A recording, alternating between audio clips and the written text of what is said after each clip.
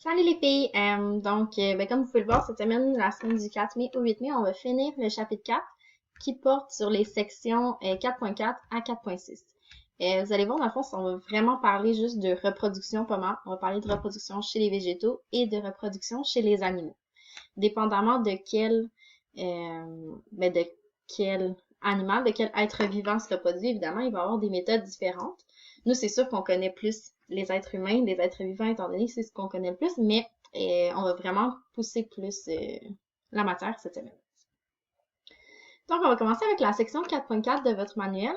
Et encore une fois, vous pouvez suivre soit avec le manuel interactif ou votre manuel en main aussi si vous l'avez à la maison.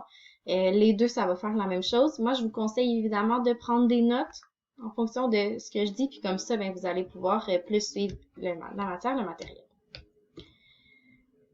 Premièrement, donc, on a la reproduction, c'est quoi? Bon, évidemment, la reproduction, on doit savoir que tous les êtres vivants, ils vont se reproduire. Okay? On avait vu dans nos définitions d'êtres vivants qu'ils devaient impérativement, donc obligatoirement, avoir de la reproduction pour que l'animal ou le végétal ou la bactérie puisse être appelé un être vivant. Si on avait vu que s'il n'y avait pas de reproduction, ben, il ne peut pas avoir de génération future. Fait que c'est sûr que là, ça annulait comme un peu la définition. OK? Donc, tous les êtres vivants, même si on parle de virus, de bactéries, là, si on parle du coronavirus, ces derniers temps, évidemment, lui aussi, il va se reproduire. Donc, ici, on a des images de les singes, évidemment, les lapins, mais évidemment, les plantes aussi, les bactéries et les virus, comme je disais. Comment ils se reproduisent-ils? Est-ce qu'ils se reproduisent tous de la même façon? Évidemment, la réponse, c'est non. OK? Donc, ici, on a mis animaux, plantes, bactéries, humains. OK? On sait que les humains sont des animaux. Donc, oui, les humains et les animaux vont se reproduire de la même façon, mais pas tous les animaux. OK? Il y a certains animaux qui ont leur propre processus, puis on va en aborder quelques-uns aujourd'hui.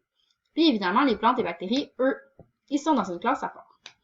Donc, chaque être vivant a sa propre façon et son propre mode de reproduction. Pour la reproduction asexuée. Donc là, ici, on rentre dans les différences entre les deux. Okay? Donc aujourd'hui, on va parler des différences entre les deux. On a la reproduction asexuée et la reproduction sexuée.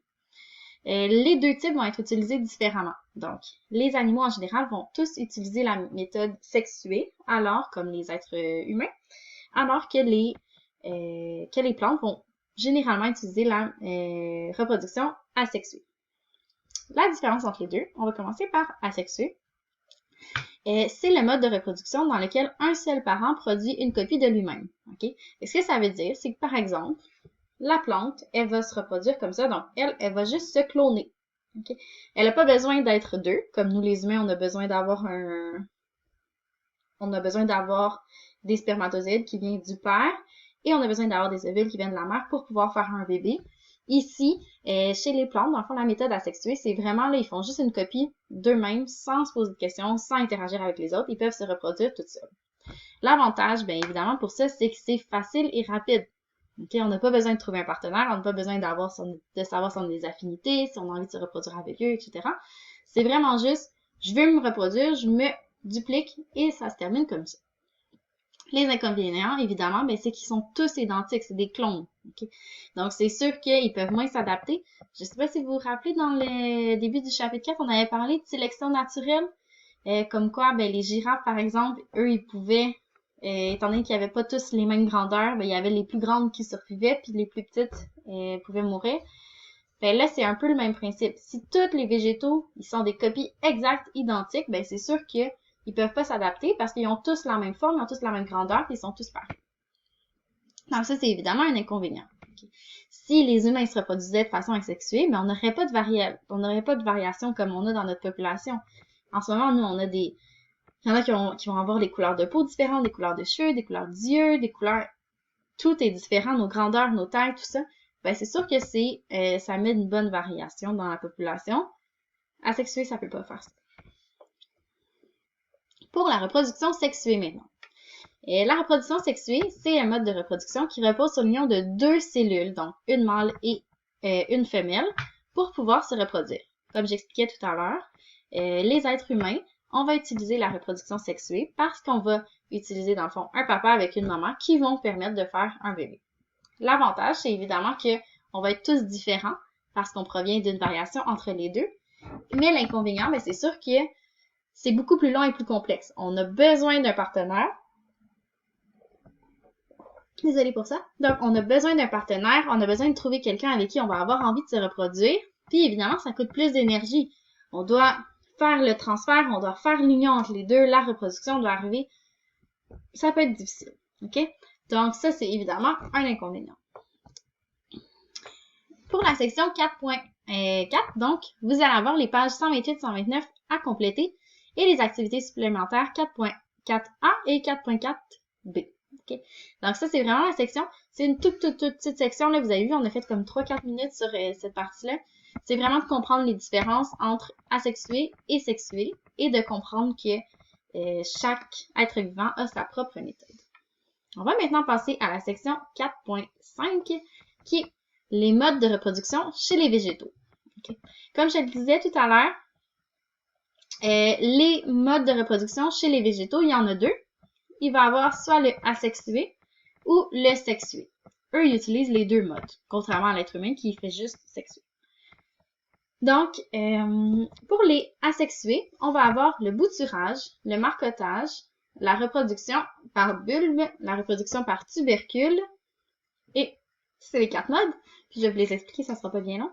Et pour la reproduction sexuée chez les végétaux, ben ça c'est sûr que ça dépend des quelles plantes. Il y a certaines qui vont le faire, il y en a d'autres qui ne seront pas capables de le faire, mais ça aussi, je vais vous l'expliquer, ça sera pas bien. Donc, pour les modes asexués, on a le bouturage. Le bouturage, c'est quand une partie de la plante, elle va donc, comme un peu les plantes araignées, ok? Donc, les plantes araignées, comment elles fonctionnent? Elles grandissent. Quand elles grandissent, la partie qui étire, elle tombe dans le sol, puis elle va s'enraciner dans le sol, puis elle va faire une nouvelle plante. Ça, c'est un bouturage naturel parce que c'est pas l'humain qui contrôle ça. Pour le bouturage artificiel, on va couper une partie de la plante, on va le mettre dans la terre, puis ben, ça va pousser naturellement. Le marcottage, c'est la deuxième technique. C'est quand une tige s'enracine au sol. Donc là, c'est vraiment les plantes araignées, désolée pour tantôt. Et donc la plante va pousser, la tige va se rendre jusqu'à la terre, puis il y a une autre plante qui va grandir de ça. Donc toutes les plantes, elles vont être attachées une avec l'autre. Okay? Ça crée des super grosses bandes de plantes sur le long terme. Encore une fois, on peut le faire naturellement, donc la plante le fait toute seule, ou on peut le faire artificiellement. Quand nous, par exemple, on fait du jardinage à l'extérieur, on pourrait prendre une tige de notre plante, puis l'enraciner directement dans le sol à côté. La reproduction par bulbe, ça, c'est comme un bourgeon. Okay? Fait un bulbe, c'est vraiment un bourgeon, c'est une petite comme éclosion, si on veut. Ça ressemble à une petite boule. Puis, mais ce que ça fait, c'est que ça contient plein de petits bulbilles à l'intérieur. Donc, c'est comme plein de petits mini cellules à l'intérieur qui, eux, vont permettre de créer une nouvelle plante. Donc, quand on détache ce petit bulbe-là, on peut le mettre directement dans la terre. Puis, ben, ça nous permet d'avoir des nouvelles plantes. Souvent, quand on fait des jardins, je ne sais pas si vous avez vu, vous avez déjà fait ça avec vos parents, mais ça vient dans des petits sachets. Puis, on a plein de petits bulbes, justement, comme des oignons, par exemple. On a plein de petits bouts. On va nous-mêmes les mettre dans la terre, puis ben, ça va faire un début de jardin. Puis, on a la tubercule. Ben, ça, c'est une tige à la fin de chaque bourgeon. Donc, chaque petite fleur, si on veut, ça ressemble un peu à une petite boule fleur. Il va avoir une tige, puis chaque bourgeon, ben, il peut donner une nouvelle tige, puis ben, ça va faire une nouvelle plante. OK? Donc, ça, c'est pour les 4 reproductions asexuées. Allez vraiment voir votre livre à la page 130-131. Vous allez voir des images. OK? C'est beaucoup plus facile, des fois, de s'aider avec les images. C'est beaucoup plus clair. Pour le mode des végétaux, la reproduction sexuée, évidemment, c'est ce qui est le plus répandu parce que, ben, vous connaissez déjà, je suis sûre qu'il y en a plein de vous qui connaissent plein de variétés de plantes. Ben, c'est sûr que tous les végétaux, ils ont chacun leur mode. Puis c'est beaucoup plus, ça crée beaucoup de variétés. Donc beaucoup de couleurs différentes, beaucoup de modèles différents, de grosseurs différentes, etc. Un peu comme les êtres humains. Donc, ici, comment ça va fonctionner, le mode de reproduction? Évidemment, ben c'est que on va recommencer par regarder les parties de la fleur. Okay? Donc ici, sur votre fleur, on voit bien évidemment les feuilles Puis, on a tout le petit système à l'intérieur, là. OK? Donc, comme vous voyez, les parties là, c'est les parties sexuelles de la fleur. On va les voir sur la page suivante. Donc, on a les feuilles, évidemment, qui sont autour. On a les sépales qui sont les feuilles vertes. Puis, à l'intérieur, comme je disais, c'est les organes sexuels. OK? Donc, la partie femelle, c'est le pistil. OK? Donc, c'est la section... Oups. Donc, c'est la section qui est tout ici. OK? Donc, ça, là, tout ça, le vert, c'est la partie femelle. C'est là qu'il va avoir les ovules, un peu comme les êtres humains. OK? Donc, même chose que les êtres humains. Les femmes, ils créent des ovules. Même chose. La partie femelle de la fleur, elle va créer des ovules contenus dans les ovaires. Et il va avoir le style ici qui va relier jusqu'au stigmate, qui est le bout de la plante. C'est là, dans le fond, que le pollen va pouvoir entrer pour pouvoir aller féconder les petites ovules. On a ensuite la partie masculine, qui est l'étamine ici. OK, donc c'est cette zone-là. Et dans l'étamine, donc dans la partie masculine, il y a le filet, qui est la tige, qui retient l'organe masculin. Et on a l'antère qui est au bout. C'est la petite boule jaune là, qui fait un dépôt. Je sais pas s'il y en a qui ont vu, mais les lys, ils font plein de dépôts jaunes. Là. C'est les grosses fleurs, pleines de couleurs roses et blancs souvent.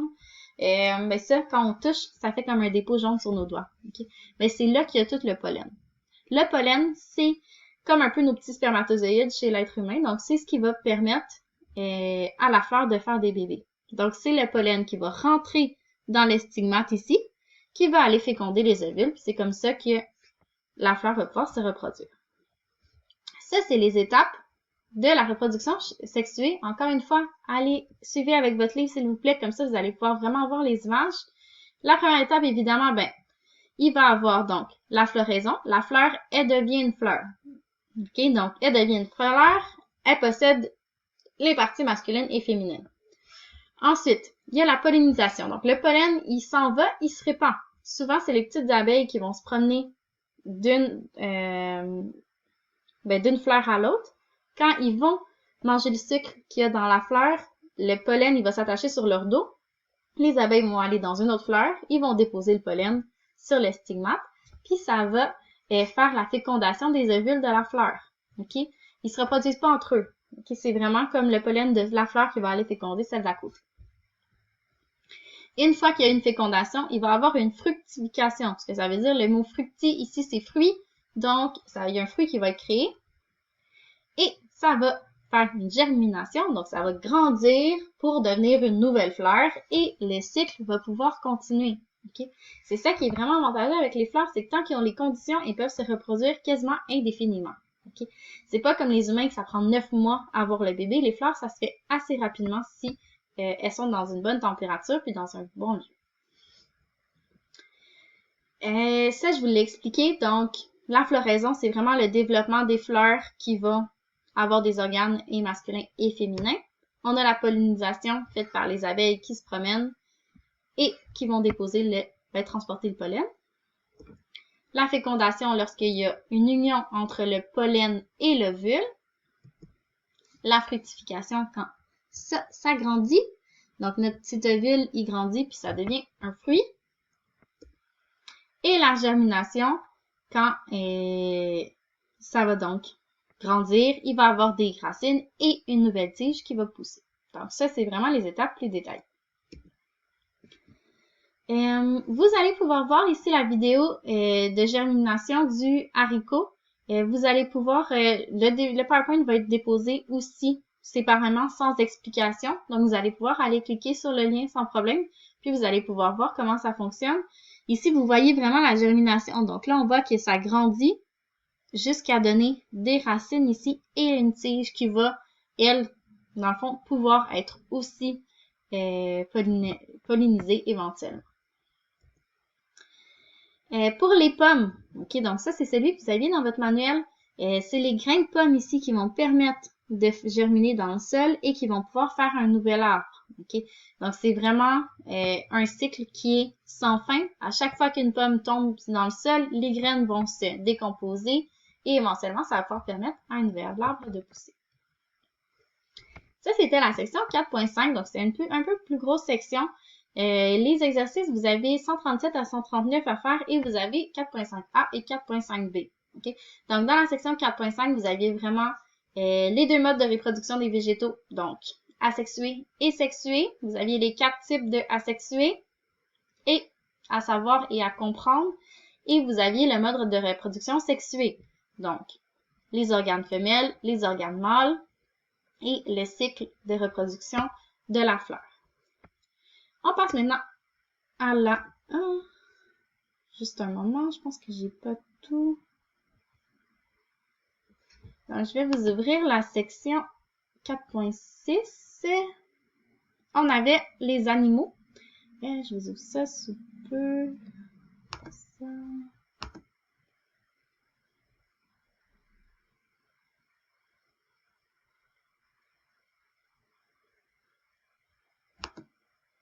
Ça sera pas bien long, désolé pour ça. Chapitre 4.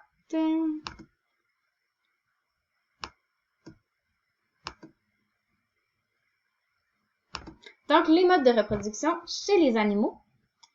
On avait, encore une fois, donc je grandis ça et on va suivre ensemble.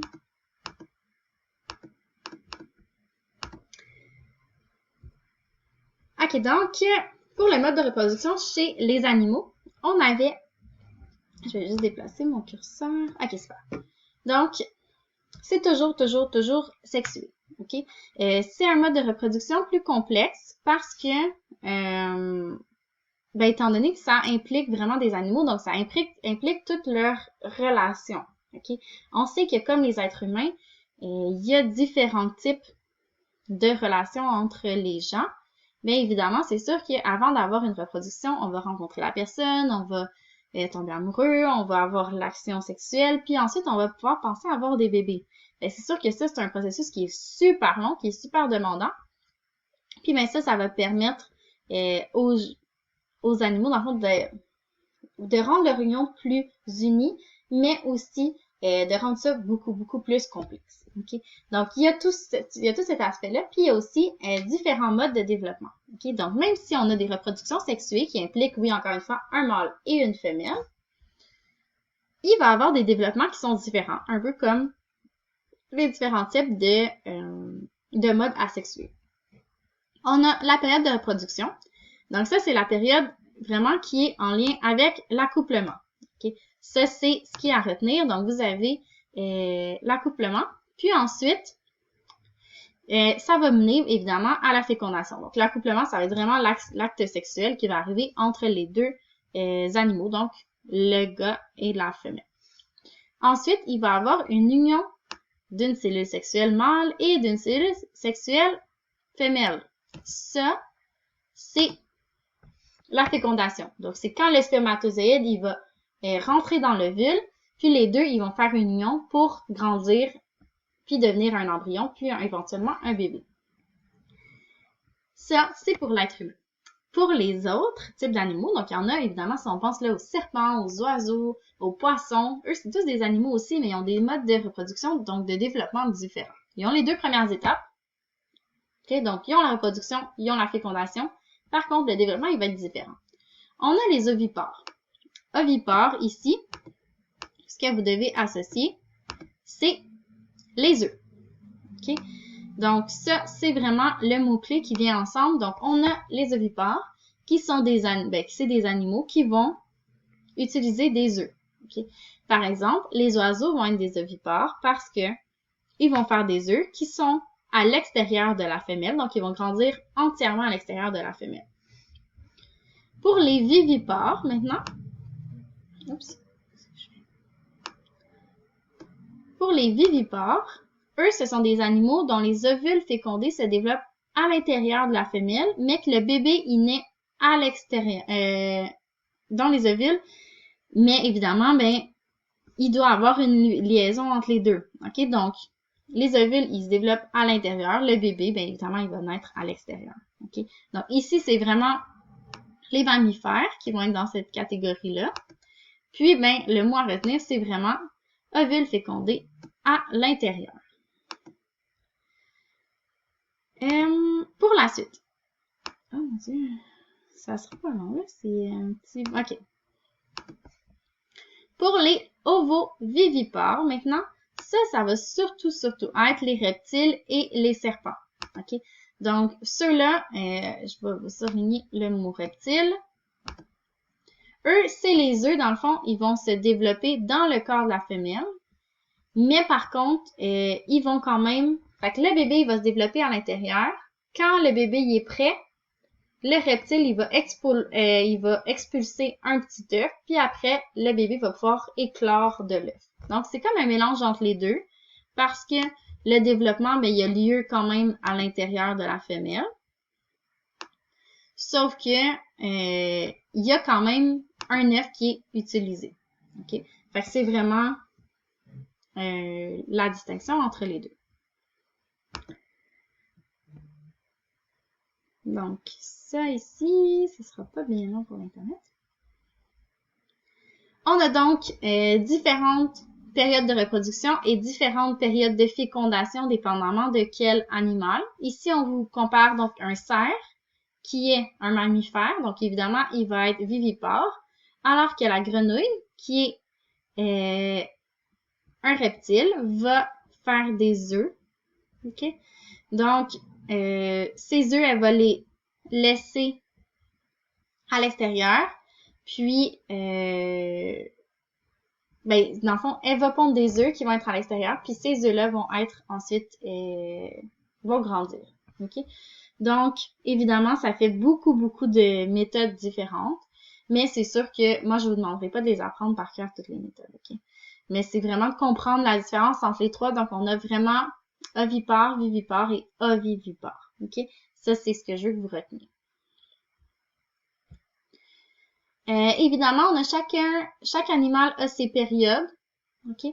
Donc, il y en a qui vont avoir des périodes de reproduction beaucoup plus courtes. Il y en a que le bébé il va grandir beaucoup plus longtemps dans le ventre de la maman. Il y en a que l'œuf va prendre beaucoup de temps à éclore aussi. Ça dépend vraiment des conditions. Puis chaque animal a sa propre condition. Okay? L'important, c'est d'être capable de les mettre dans les différentes catégories. Donc ici, on a vraiment l'oiseau qui va être ovipare. Le vivipare qui est comme l'être humain. Comme les zèbres, les chiens, les chats. Okay? Donc tous ceux que le bébé il grandit dans leur ventre. Et on a les ovovivipares qui, eux, vont produire le bébé à l'intérieur, mais vont quand même expulser des œufs. Donc ça, c'est vraiment les trois méthodes. Pour la reproduction, il y en a qui ont des périodes plus longues aussi. Donc, il y en a qui vont avoir que ça va prendre plus de temps courtiser la femelle avant d'avoir un bébé avec elle. Il y en a qui vont que ça va se faire super rapidement la période de rencontre aussi. Donc, ça dépend vraiment du type d'animal, encore une fois. Pour l'insecte, eux, ils ont un mode de vie un peu particulier parce que ils rentrent quand même, ben les insectes sont quand même dans la catégorie des animaux, mais ils vont avoir un mode de vie particulier. Ici, on voit que l'adulte femelle va déposer un œuf sur une feuille. Okay? Donc ça va être la première étape. Donc, une femelle adulte dépose un œuf sur une feuille. Ils peuvent en mettre partout. Okay?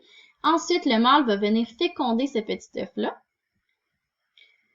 Ensuite, il va avoir l'éclosion de l'œuf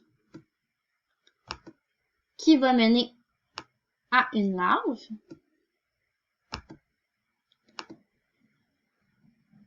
Et qui va donner une chenille. La chenille va par ensuite faire un cocon. Là, ici, c'est le monarque qu'on regarde. Okay? Fait que les insectes peuvent avoir différentes modes de reproduction, mais souvent, ça va être celui-là. C'est les étapes qui vont suivre. Là, les papillons, ils font pas mal tous ce cycle-là. Ça va devenir... Donc, la chenille va tisser un cocon attaché à une branche. Elle va ensuite se transformer. Oups.